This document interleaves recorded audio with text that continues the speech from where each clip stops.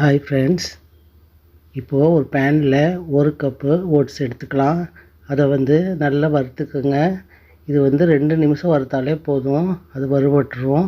இங்கே பாருங்கள், அவ்வளோதான் வறுபட்டுருச்சு.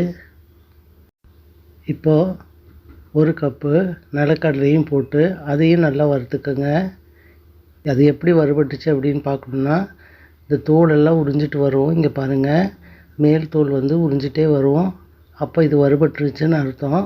இப்போ அதை எடுத்து அதோட தோலெல்லாம் உரிச்சிட்டு இப்போது மிக்ஸி ஜாரில் அந்த ஓட்ஸு போட்டு அந்த நிலக்கடலையும் போட்டிருக்கோங்க. போட்டுட்டு அதோட 2 ஏலக்காய் போட்டுக்கோங்க, வாசனைக்கு போட்டுக்கோங்க. போட்டுட்டு அதை நல்லா மிக்ஸி ஜாரில் பொடி பண்ணிக்கோங்க.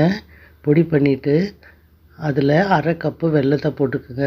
நான் இனிப்புக்கு தகுந்தாப்புல போட்டிருக்கிறேன். உங்களுக்கு ரொம்ப இனிப்பு வேணுன்னா இன்னும் கொஞ்சம் சேர்த்துக்கோங்க.